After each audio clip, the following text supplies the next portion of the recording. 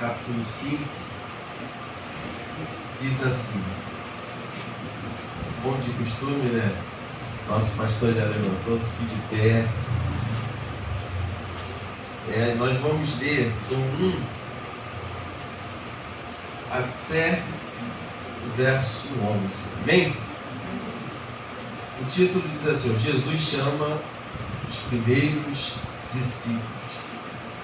Diz assim a palavra do Senhor: certo dia, Jesus estava perto do lago de Genezaré, e uma multidão o comprimia de todos os lados para ouvir a palavra de Deus. Viu à beira do lago 2 barcos deixados ali pelos pescadores que estavam lavando suas redes. Versículo 3: entrou um dos barcos que pertencia a Simão e pediu-lhe que o afastasse um pouco da praia. Então sentou-se e do barco ensinava um pouco. Tendo acabado de falar, disse a Simão: vá para onde as águas são mais fundas, e a todos lancem redes para a pesca. Simão respondeu: mestre, esforçamos-nos a noite inteira e não pegamos nada. Mas porque és tu quem está dizendo, vou lançar as redes. Quando fizeram, pegaram ali tal quantidade de peixe que as redes começaram a rasgar-se. Então fizeram sinais a seus companheiros no outro barco para que viessem ajudá-los. E eles vieram e encheram ambos os barcos ao ponto de começarem a afundar. Quando Simão Pedro viu isso, prostrou-se aos pés de Jesus e disse: afasta-te de mim, Senhor, porque sou um homem pecador. Pois ele e todos seus companheiros estavam perplexos. Algumas versões estão aí atônitos com a pesca que haviam feito, como também Tiago e João, os filhos de Zebedeu, sócios de Simão. Jesus disse a Simão: não tenha medo, de agora em diante você será pescador de homens. Eles então arrastaram seus barcos para a praia, deixaram tudo e o seguiam. Curva sua cabeça. Senhor, nós entregamos esse tempo, sabe, esse tempo e essa oportunidade de estar na tua presença, de poder ouvir a tua voz.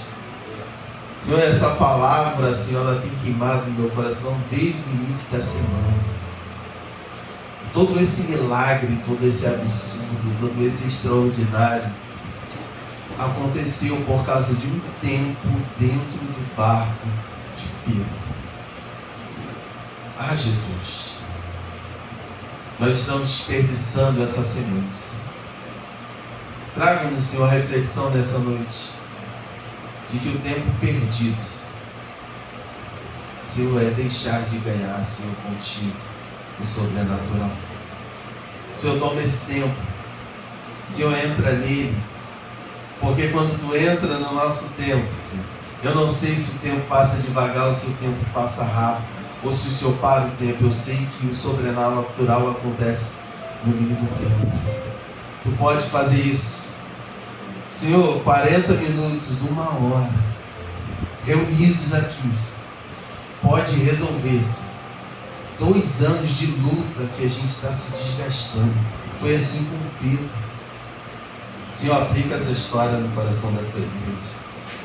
Continua queimando ela no nosso coração. Ensina-nos nessa noite. Eu te entrego esse momento.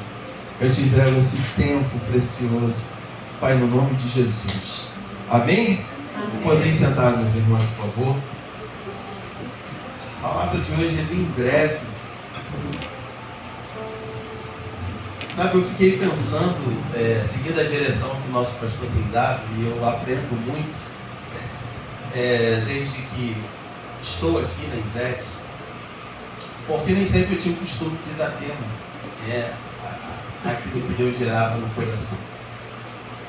Mas assim eu faço desde então.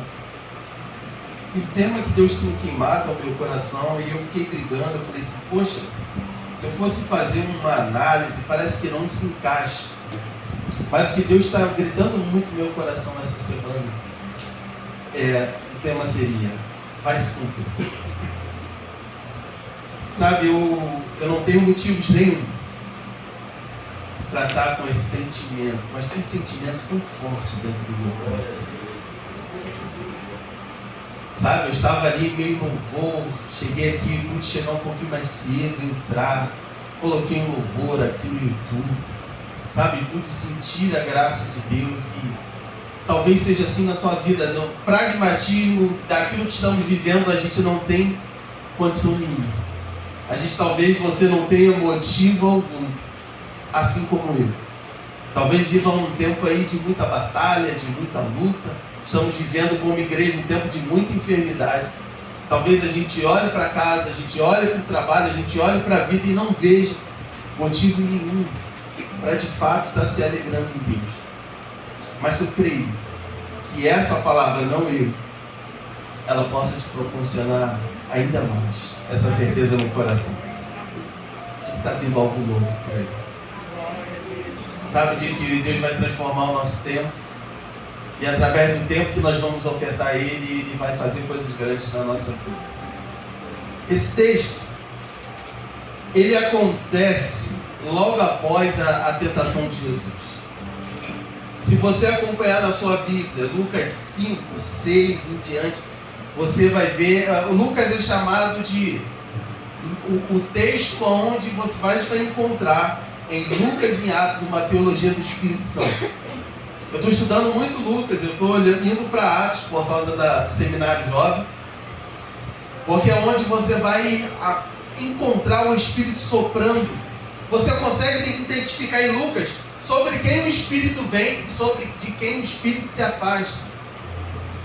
Você consegue entender de quem o Espírito ele vem de uma forma abundante, mas de quem o Espírito também está rejeitando.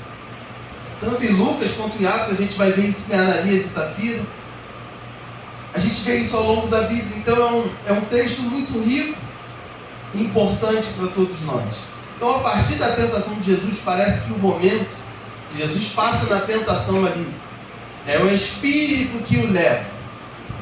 E Satanás se apresenta para tentar. Parece que Cristo é dotado de uma graça absurda e demônios não resistem. Enfermidades não ficam de pé. Ele muda paradigma, ele quebra protocolo, ele muda cenário. Se você pegar e fizer esse exercício em casa, você pode ir até o capítulo 10, onde ele está enviando os discípulos. Você vai ver uma manifestação poderosa do Espírito Santo. Só que antes de começar essa manifestação poderosa, ele vai começar isso através de uma dor, de um momento complicado. Eu olho a vida de Pedro aqui no início desse texto e ela é muito parecida com a nossa vida.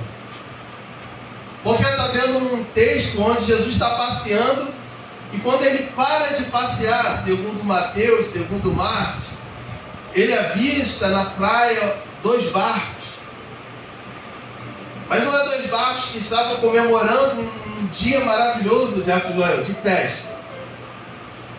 O que Jesus está vendo na praia não é pescadores soltando fogos, porque vão levar para casa a abundância da provisão que eles tanto queriam.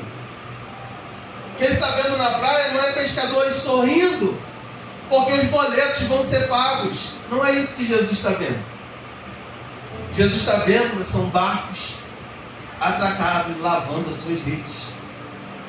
E isso a gente vê aqui já no versículo 1. Versículo 2 ele fala que à beira do lago estavam ali os pescadores lavando as redes. Isso aqui já tem algo importante para mim e para você.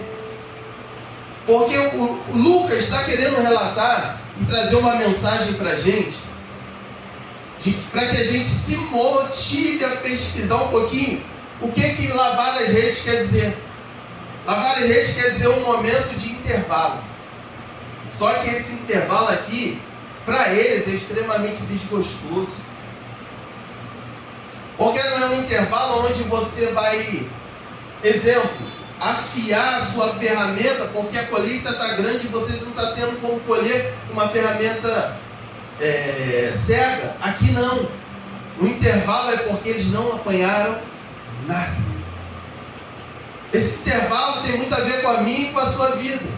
Essa vida de agir essa vida de tentar resolver, essa vida de bater na porta e a porta não abre, essa vida de estar num período enorme de escassez, essa vida de estar lutando com enfermidade há muito tempo. E a gente está no alto do mar como Pedro, lutando, lança rede, puxa rede, lança rede, puxa rede, e parece que a vida não muda. Então lavar as redes tem uma mensagem de situações muito difíceis. E eu não preciso procurar, perguntar, para ter a certeza de que cada um aqui está vivendo, na sua particularidade, algo muito difícil. Uns na saúde, outros nas emoções, outros nas finanças, outros familiares com as situações dificílimas na família. Mas é de fato que a gente está vivendo, olhando para essa história, e ela se parece muito com o nosso contexto. Porque muitos de nós nesse momento podem estar lavando, falando assim, esse intervalo é para tentar buscar força em Deus, para continuar a lutar. Outros não estão nem com o pensamento de desistir, mas outros já estão entrando com esse pensamento na mente, já não dá mais para lançar rede. Para que eu vou me lançar ao alto mar? Porque eu faço, não tem colheita. Eu me dedico para esse casamento e parece que só piora. Parece que está por um fio. A gente fala para o filho não entende, só desobedece. É o marido cada vez mais distante da mulher, a mulher cada vez mais distante do marido. Isso aqui é muito parecido. Estudando, meu pai, eu olhei e falei, isso aqui é a nossa vida. E a gente percebe que eles estavam ali lavando. Por quê? Porque o fato de lavar é livrar o instrumento das bactérias, do mau cheiro, da sujeira. Só que eles faziam isso com uma tristeza, porque não pegaram nada. Essa manutenção aqui parecia muito com aquela cena da viúva, de pegar o pouco que tinha para fazer e morrer. Porque a perspectiva de Pedro é de que não tinha porquê se lançar ao mar novamente para pegar peixe algum. Só que o texto está gritando para que a gente faça uma pergunta. Versículo 3, ele entra em um dos barcos que pertencia a Simão, e a grande questão é, por que logo de Simão? Tinha outros barcos ali, Lucas. Não tinha só Pedro, não foi só Pedro. Sabe, aqui a Bíblia ela é linda porque deu ruim para todo mundo. E aqui tem um ensinamento para a gente. Na minha dor aguda, na minha crise, eu posso achar que só eu estou passando por essa dificuldade, de que o céu está fechado só para mim. Só que aqui não é o que o texto está mostrando. Ninguém pegou nada. Porque a gente vai ver na hora do milagre, Pedro pedindo ajuda. Jesus vai falar assim, ó, lancem. Ou seja, uma palavra, um pedido, uma ordem, para que os outros também se lançassem ao alto mar, às águas profundas. É importante você ter equilíbrio na sua luta. É importante você ter um fio de sobriedade, não precisa ser muito. Se você no meio da tua guerra aí conseguir ter um pouquinho de lucidez, você vai conseguir perceber que na terra tem muitos santos passando por dificuldade. E nós não somos os únicos. E isso acontece. E aí a pergunta que fica, por que o barco de Pedro? Essa é a pergunta que eu e você fazemos.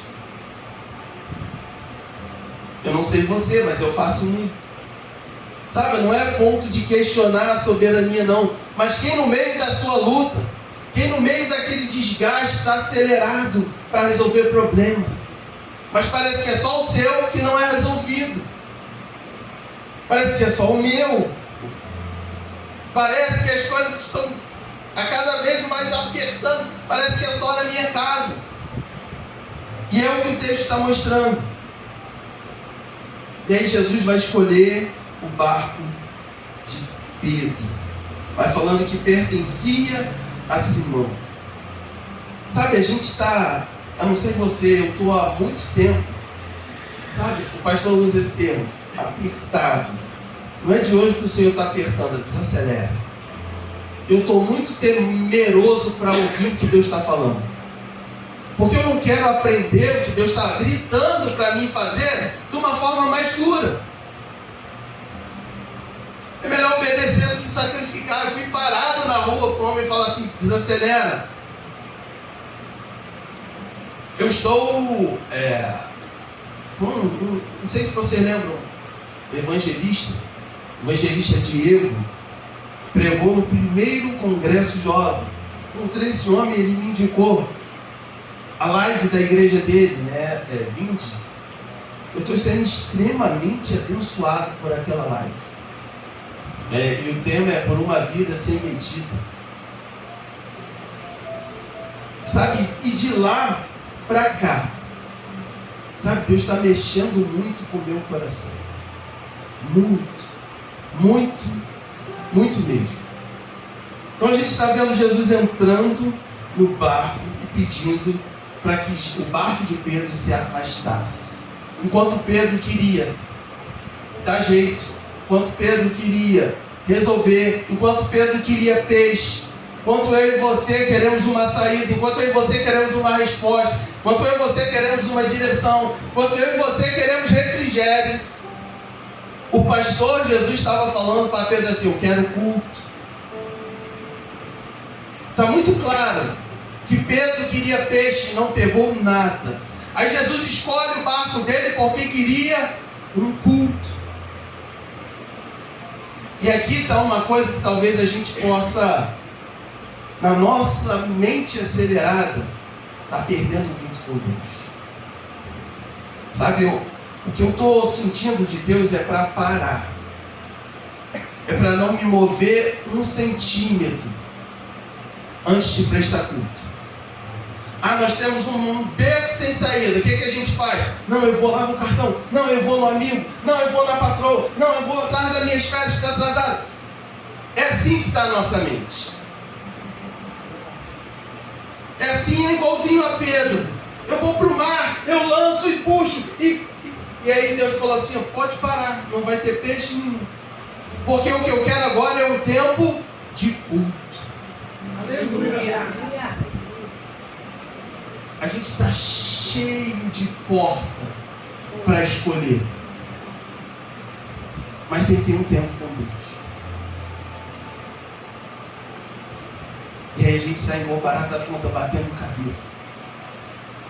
É o que Deus está falando. Posso te falar? Do início desse ano aqui, eu acho que eu poderia colecionar atitudes que, se eu tivesse orado um pouquinho mais,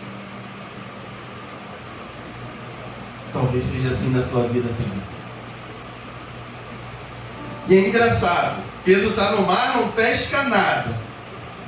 E o fato de Jesus estar um tempo no barco dele, o texto vai mostrar que isso mudou tudo. Foi só um tempo que Jesus pegou emprestado o barco de Pedro. Porque enquanto o barco simbolizava fracassei, parece que a minha casa não avança, os meus sonhos não vão, o que eu projetei para minha família está indo por água abaixo. O barco simbolizava isso. E a gente tem alguns símbolos na nossa vida. De repente tu olha lá para a cozinha que não conseguiu terminar e fala, poxa, não é possível. Está querendo fazer uma suíte no quarto, sei lá, está planejando há anos uma viagem matrimonial e nada flui. E aí a gente está igual Pedro, querendo resolver, Jesus falando assim, é tempo de ter um momento comigo. Sabe, posso ser sincero? Tudo isso que a gente se agita para trabalhar, para resolver, às vezes em 30 minutos com o Senhor, Ele é capaz de botar tudo em ordem. Será que a gente crê nisso? Eu estou sendo confrontado esses dias. Será que eu ainda creio? A gente falou aqui usina de poder. Aí eu fiquei pensando, poxa meu pastor, qual é o segredo de Spurgeon? Eu estava estudando e Martinho Lutero vai falar que nos dias de guerra ele orava 4, mas nos 4 horas. Mas nos dias tranquilos ele orava 1. O que Lutero entende que hoje, naquele tempo que a gente não entende agora? O que o príncipe dos pregadores, Charles Haddon Spurgeon, entendia? O que John Wesley entendia que a gente não entende?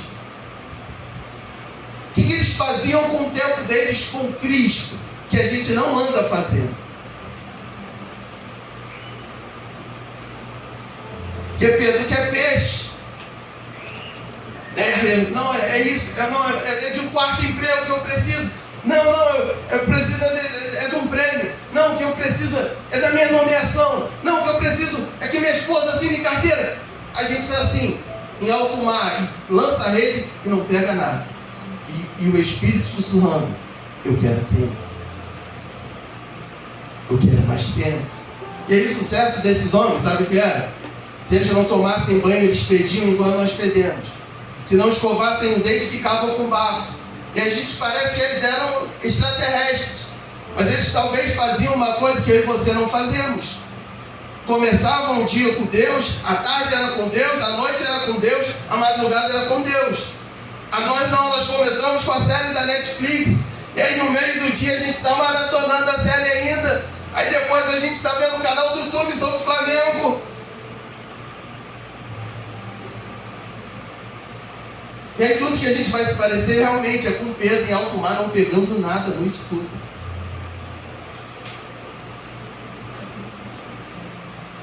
E aí depois Jesus faz o culto. Ele afasta o barco da praia, o culto está rolando. E a gente vai perceber que ele não é qualquer um, porque ele se assenta para ensinar no barco. O judeu que está olhando para isso aqui está falando: isso aqui é um mestre. Porque nenhum mestre ensinava de pé. E depois que o mestre acaba de ensinar, ele vai fazer um pedido a Pedro. Versículo 4: tendo acabado de falar, disse a Simão: vá para onde as águas são mais profundas, e a todos lancem as redes para a pesca. Aqui ele já não pede. Quando ele quer fazer o culto, ele fala: Simão, me empresta o barco. Simão, me empresta o barco. Mas agora não, o tom de Jesus muda. Agora ele está falando assim: olha, vá, é uma ordem. Sabe, meu irmão, o que tem queimando no meu coração é Deus falando assim: meu filho, é tempo de entender as minhas ordens. É uma coisa muito simples. A gente acha que conhece da palavra, a gente acha que entende de exegese, de hermenêutica, de homilética. A gente pega ali um estudo, vai para o grego, daqui a pouco tu está achando palavras em hebraico, e a grande verdade, o beabá, eu estou meio surdo para entender. Que luta para me entender que eu tenho que desacelerar, parar. Aquietai-vos e saber que eu sou Deus. É o que Deus está gritando para mim. Porque a gente acha que o que vai manter, sabe, é a jornada de trabalho. Se eu vender as férias, esse início esses dias, não, é as férias que vai me garantir o ano todo. E aí eu pago aqui, a gente faz ali. Será? Será mesmo? Sabe, chega a dó. Eu mandei algo pro pastor, eu falei: pô, pastor, sabe assim, Deus apertando o coração em todas as áreas. Parece que eu não sei nada, eu não sei mesmo. Eu confesso. Entrei um pouquinho na tenda do Senhor essa semana e assim, me desconstruiu totalmente. Então, eu tendo acabado de falar, ele falou assim: vai para onde as águas são mais profundas, lança. Sabe, Jesus, ele fala assim: olha, Pedro, você foi para o alto mar e jogou, puxou uma noite inteira. Isso simbolizou para você dor. E Jesus está falando assim: agora volta lá. Uma coisa é a gente ir para esse lugar onde você está se esforçando e nada muda sozinho, na força do teu braço. Vai entender, né, irmã Selma? Uma conversa que a gente teve sobre o nosso município, né, sobre planos. Uma coisa é a gente vai mudar na força do meu braço. Não, Deus vai mudar isso aqui, o avião vai soprar e eu vou nas asas. Só que a gente olha para isso aqui, a gente está vendo, sabe, Cristo usar uma direção, parece que ele é meio, gosta de nos ver sofrer. Eu fui reprovado na autoescola, quando estava prestando um concurso, e eu fiquei um mês sem passar na calçada da autoescola. Sabe, doeu. Meu pai enfermo, pagou para mim, fiquei chateado. E Deus falando, volta lá, meu filho. Mas aquilo me remetia, sabe, uma frustração tão grande, parece bobo. E a mesma coisa com Pedro, ele está frustrado a noite toda ali, Jesus está falando assim, não, você vai voltar. Porque uma coisa é a gente ficar nesse esforço na força do braço. Outra coisa é ele soprar no nosso ouvido e falar assim, agora eu vou contigo. Aleluia. E o fato dele ir com Pedro, a gente vai perceber o que vai dar isso aqui. A grande questão não é que a gente tem que ficar parado como preguiçoso e sei lá, e as contas batendo na nossa porta. A questão é que a gente está indo sozinho. Estamos resolvendo tudo sozinho. Como se Deus fôssemos nós. Sabe? Olha, é guerra da justiça e você, não, estou entrando com o advogado e você fala e você... Aí eu parei tudo, eu falei assim, eu vou ter uma conversa seríssima em casa. Tá tudo errado, cara. Tudo errado. Sabe, entenda quando eu falo tá tudo errado, é porque a gente, em alguns momentos, algumas áreas da nossa vida, a gente se tornou autossuficiente.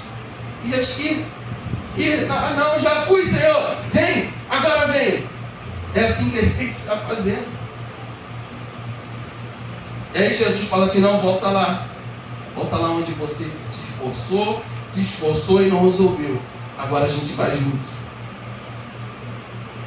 E a Bíblia vai falar que quando ele pede, ele manda Pedro lá no lugar da dor, esse irmão vai responder, mestre, esforçamos a noite inteira e não pegamos nada. O natural era a história do pastor acabar aqui. Aí volta lá na dor, não, lá não. Lá eu fui traído, eu fui apunhalado. Lá fizeram pouco caso de mim. Não me ouvem. Não, ali não vou mais não. Bati a poeira dos pés, agora eu vou para outro lugar. Esse é o nosso natural. Só que aquele que a gente desce a lenha, pega uma palavra poderosa da parte de Cristo. Aquele que a gente fala assim, Pedro, corta a orelha, negou Jesus. Ele vai entender algo aqui absurdo. Eu falei assim, se eu entender como esse homem entendeu. Ele vai falar assim, ó, mas porque és tu quem está dizendo, isso eu vou lançar adiante. Pega o que Pedro está falando, vamos dividir a nossa vida em áreas. Emocional, financeira, vamos colocar aqui profissional, familiar. Coloca aqui essas quatro. Em todas essas áreas o Senhor libera uma palavra sobre a nossa vida. Faz assim. Você sabe o que Ele está falando? Ele está falando na tua vida financeira, olha, é assim. Mas as dores, os traumas, a gente faz assado. Ele está falando para o casamento, olha só, a tua razão, você tem razão mesmo. Mas para mudar isso, você vai ter que amar a tua mulher como Cristo amou a igreja. Ele está gritando e falando. Aí a gente se acha no direito de meter o malho em Pedro. Pedrão vai falar assim, porque é tu. Eu vou fazer o caminho todinho da minha dor contigo. E vou lançar a rede como tu está mandando. Aleluia. Isso aqui é muito lindo. E aí, versículo 6. Quando o fizeram, quando a gente fizer, hoje é culto de oração, iremos acertar a mesa. Quando a gente se sentar a esse banquete, e uma vez à mesa com esse Senhor, quando a gente começar a ouvir o que Ele está pedindo e fazer o que Ele está mandando, aí muda. Aí muda. É o que Deus está falando comigo. Não é o contrário. Não é primeiro eu faço e depois Ele entra no meu projeto. Primeiro eu tenho que ter um tempo para Ele. Moisés entra 40 dias. 40 noites no monte. Quando ele sai, ele tem projeto para o tabernáculo. Ele tem quem ele vai colocar os utensílios. Ele tem uma coisa complexa, tão clara. 40 dias. Aí a gente quer vitória na área dos estudos, a gente quer vitória financeira, a gente quer mudar o casamento, a gente quer mudar São Mateus, a gente quer mudar filho, sabe? Sem abrir um espaço para o Senhor na nossa agenda.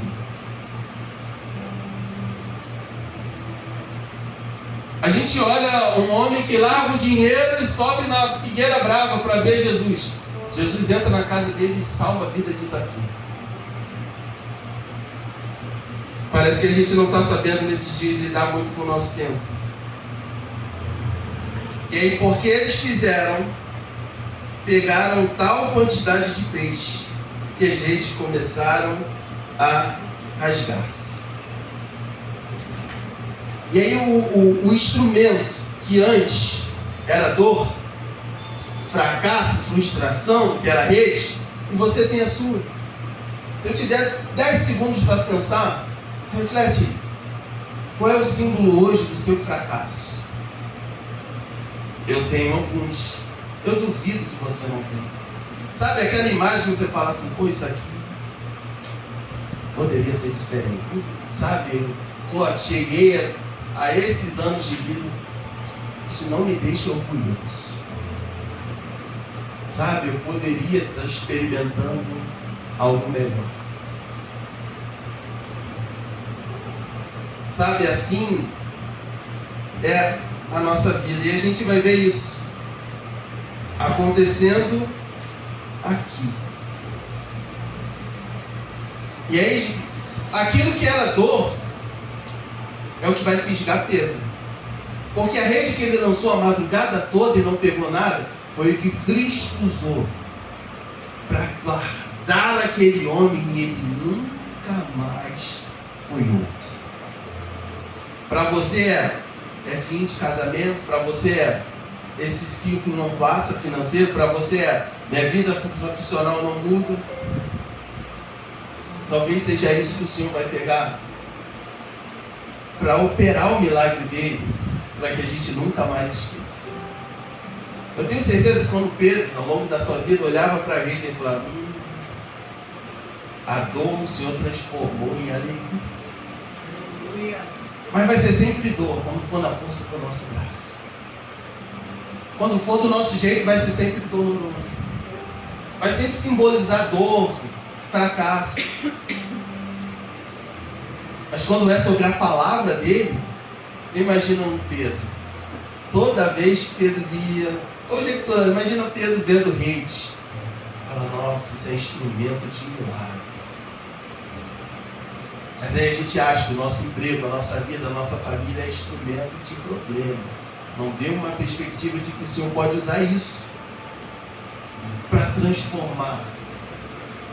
Então aquilo que era dor, o Senhor abre os horizontes de Pedro. De tal modo que no versículo 8, depois que Pedro vê, ele se prostra. Fala assim, peraí.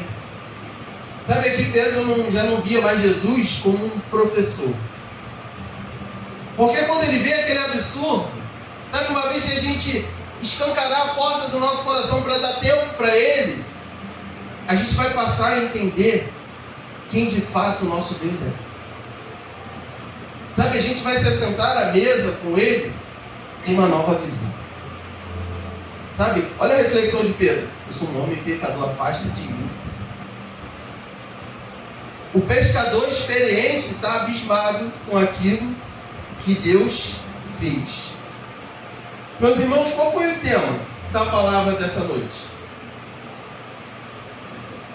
Vai se cumprir. Jesus disse a Simão: não tenha medo, que agora em diante você será pescador de homens. Eles então arrastaram seus barcos para a praia. Olha o que aconteceu. Deixaram tudo e seguiram. A gente tem o privilégio de olhar para Lucas 5 e saber o final da história. Quando eu olho para Lucas 5, eu vejo assim: se cumpriu. Se cumpriu na vida daquele que lutava sozinho, na força do seu braço se cumpriu. Quando eu olho para Lucas 5, eu vejo que Pedro, mesmo arrancando a orelha de Malco, se cumpriu na vida dele. Eu vejo Pedro, por covardia, abandonando o Senhor, mas se cumpriu o que Cristo falou sobre a vida dele. E aí a gente olha lá, vai lá para João 21, ele vai fazer a mesma coisa, ele vai para o mar de novo. E ele vai para o mar e não pega nada. Ó, para ficar gravado, é um dos textos que eu mais amo, João capítulo 21. Aí Jesus fala a mesma coisa: lança do lado direito. Sabe o que o Senhor quer da gente? O barco era o púlpito de Jesus. Sabe qual era o tempo de Cristo naquele momento, meu pastor? O mar. Ele dá uma ordem e o mar reage. A gente precisa parar de ser Deus hoje, de coração. É Ele que tem que dar.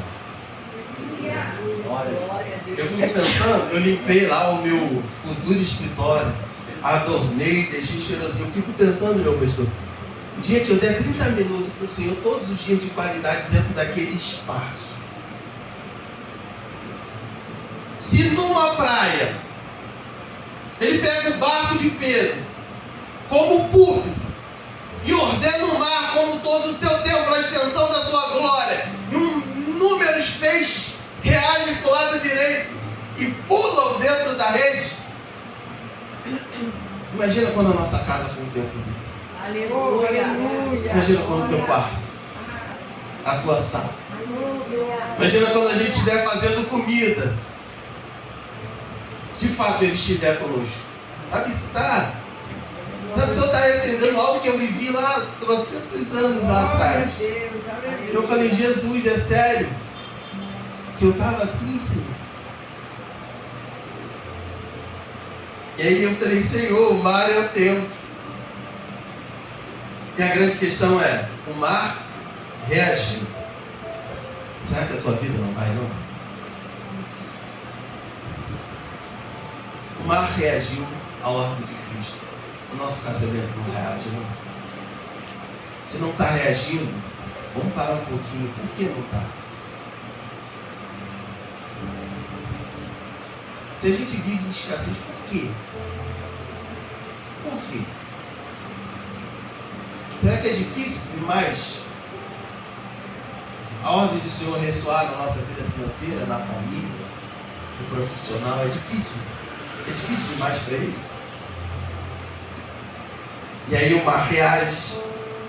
E aí eu finalizo dizendo: entre João capítulo 21, que Pedro, frustrado, depois da ascensão de Cristo, que ele volta a pescar, a Atos 2, quando ele prega, 3.000 almas se convertem. Sabe quanto tempo tem? Eu fiz conta. Por causa da festa de Pentecostes, mais ou menos 50 dias. Entre aquele Pedro que vai para o mar de novo, frustrado, porque o Senhor dele morreu, e a vinda, o cumprimento de Joel lá em Pentecostes, 50 dias, um mês. E eu fiquei pensando: peraí, o que aconteceu com Pedro em um mês? Desde a ascensão de Cristo, que ele se tornou aquele homem que pregou o Antigo Testamento todo, olhou para a ressurreição, e as pessoas: o que eu faço? Ele: arrependa-se agora, seja batizado. 3.000 almas. Se cumpriu ou não se cumpriu? Vai se cumprir ou não vai? E eu falei: Senhor, 50 dias, tu fez isso tudo. Se os minutos do nosso tempo for dele, se os milésimos de segundos se os segundos, se os minutos, se algumas horas do nosso dia forem dele.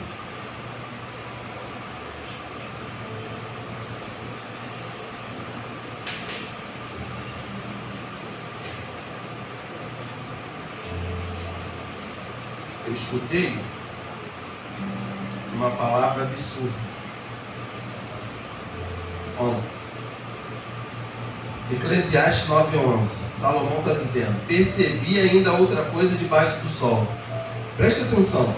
Os velozes nem sempre vencem a corrida. Os fortes nem sempre triunfam na guerra. Os sábios nem sempre têm comida. Os prudentes nem sempre são ricos. Os instrumentos nem sempre têm prestígio, pois o tempo e o acaso afetam a todos. Sabe o que é engraçado? 24 horas Deus dá para o diácono Fábio, mas também dá 24 horas para a irmã Lívia.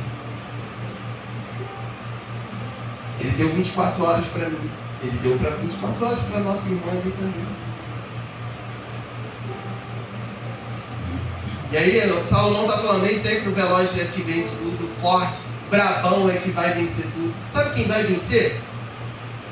Olhando para a história de Pedro, é quem tiver a coragem de dar um pouquinho de tempo para ele. É quem pegar o tempo e deixar ele ser senhor do tempo. Sabe, eu quero ser pai sem dar tempo. Eu quero ser funcionário sem dar tempo. Eu quero ser presbítero sem ter tempo.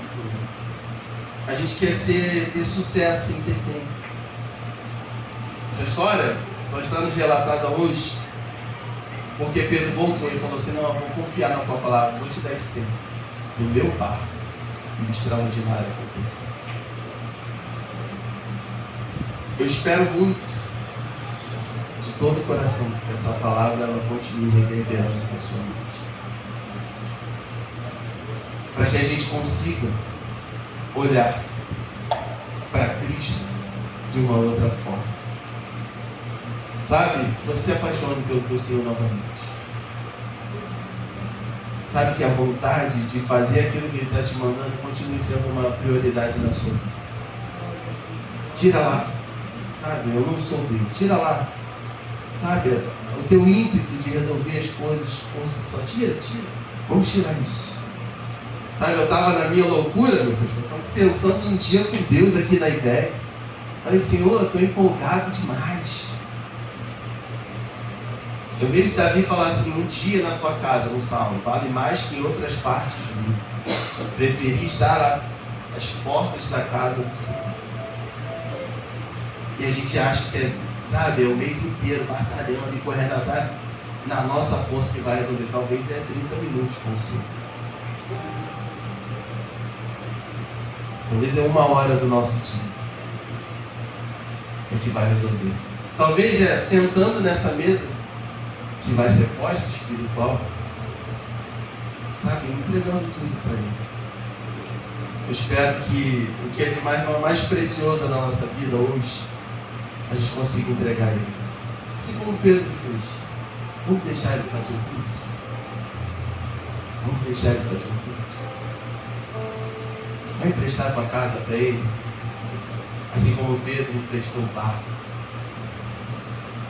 Sabe, entrega o teu filho, entrega as tuas dores. Fala assim: sou eu sozinho, eu não volto lá nunca mais. A partir de agora eu só volto contigo. Sozinho não. Eu já entendi que doeu demais. Não resolvi nada sozinho. Agora eu só vou contigo. Que Deus abençoe o teu coração com essa palavra. Amém? Amém.